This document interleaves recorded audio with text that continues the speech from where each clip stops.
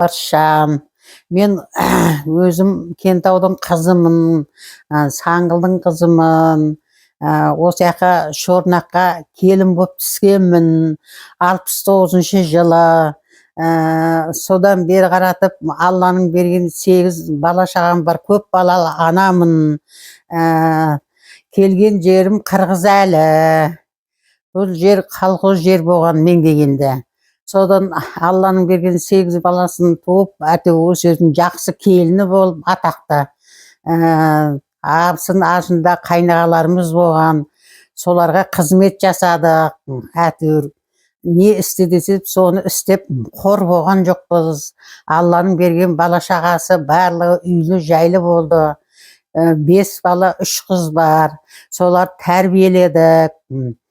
Сонымен аман есен әйтеуір денсаулық болып, солардың бәрін қызметін жасап, мінеки келгенімізге 55 жыл болды. Келін болып түскенімізге. Содан колхозда істеп, мақта тердік. Бала шағымызбен жабылып, соларды ер жеткізіп, бой жеткіздік. Өн семья болдық. Дәу семья. Алланың берген өмір жасын жасап жатырмыз. 72-ге келдім қазір. Жасым 72-ге келді. Көп балалы ана болдым. 40. Алланың берген небере. Шөбере 12. Солардың бәрін қызығын көріп, балалар қыздарымның бәрі орында, жай-жайында, бәрі тұрмыста, бәрі балалы шағалы, солардың қызығын көріп отырмын өзім отанымда. Апа, сіздің жастық шағыңыз қайда өтті? Жастық шағыңыз туралы бір-екі айтсаңыз. Менің жастық шағым Кентауда өтті.